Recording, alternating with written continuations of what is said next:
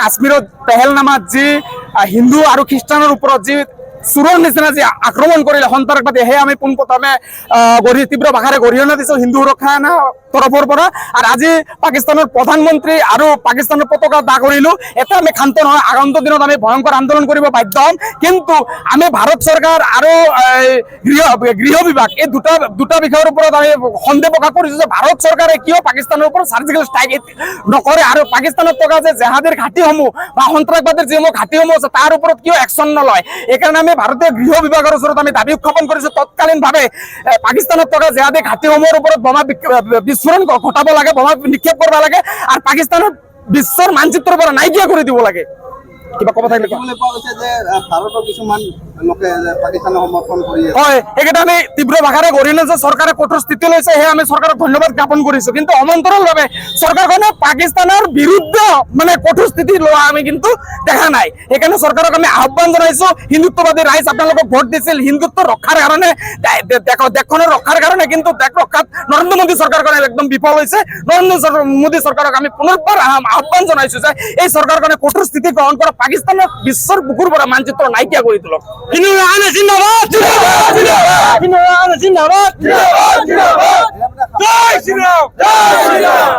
সামাজিক মাধ্যমত যেহেতু বিতৰ্কিত পোষ্ট কৰি পাকিস্তানক সমৰ্থন কৰি ইতিমধ্যে বিধায়ক আমিনুল ইছলামক গ্ৰেপ্তাৰ হৈছে, তাৰ লগতে আৰু কেইবাজনো আমি আগৰ পৰাই কৈছোঁ ঢিঙৰ বিধায়ক আমিনুল ইছলাম, ইউটিউবৰ বিধায়ক আমিনুল ইছলামে যে বাংলাদেশীৰ এজেণ্ট, আমি সন্দেহ প্ৰকাশ কৰিছোঁ তেওঁ বাংলাদেশীৰ ৰক্ষণাবেক্ষণ। যেতিয়া ঢিঙত উচ্ছেদকাৰীৰ ঘৰ চৰকাৰে ভাঙি দিয়ে, সেই সময়ত তাতে গৈ কিনা ইউটিউবৰ নেতা বিধায়কজনে গৈ কিনা তাতে পানী যোগান ধৰে, ধন যোগান ধৰে, সেইবোৰ আমি দেখিছোঁ। লগত যেতিয়া থানাখন বটদ্ৰৱা থানাখন যেতিয়া উৰুৱাই দিলে, বিধায়ক আমিনুলে উল্টা স্বৰূপ দিলে। আজি বিধায়ক আমিনুলে যে ক'লে যে চৰকাৰখনে এতিয়া সন্দেহ প্ৰকাশ কৰিছে যে পলুৱামা যিটো IDX বোমা 300 কেজি IDX বোমা আনি যে আমাৰ BSF জোৱানসকলক হত্যা কৰিলে, তাৰ লগত তুলনা দি পলুৱামা গণ্ডগোল যে এতিয়া সন্দেহ প্ৰকাশ কৰিছে। এতিয়া কোনো সন্দেহৰ কাৰণ এনে চৰকাৰে তদন্ত ঘোষণা কৰিছে, ইতিমধ্যে এনে তদন্ত কৰিব। আৰু যদি বিধায়ক আমিনুলৰ কথাটো মিথ্যা, তেতিয়াহ'লে বিধায়ক আমিনুল আমি কাৰাদণ্ড মানে ফাঁচি হোৱাটো আমি বিচাৰোঁ। আৰু যদি আমিনুল সঁচা, তেতিয়াতো সমান্তৰালভাৱে নৰেন্দ্ৰ মোদীক আমি ফাঁচি হোৱাটো বিচাৰোঁ, কাৰণ আমি সন্দেহ প্ৰকাশ কৰিছোঁ।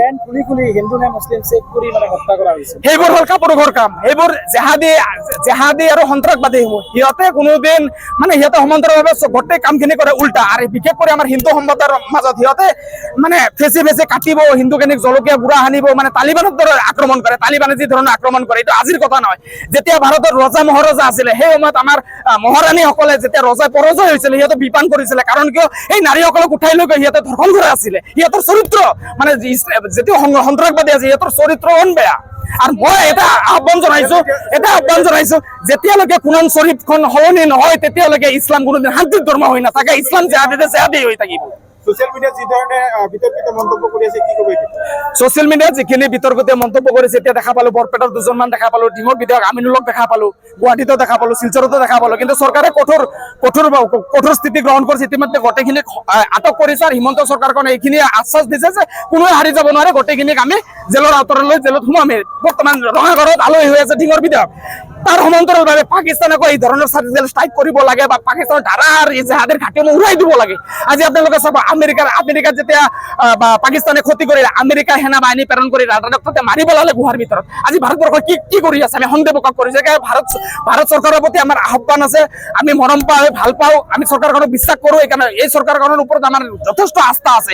এই চৰকাৰখন থাকোঁতে যাতে পাকিস্তান বিশ্বৰ বুকুত নাইকিয়া হৈ যায়, তাকে কামনা কৰিছোঁ।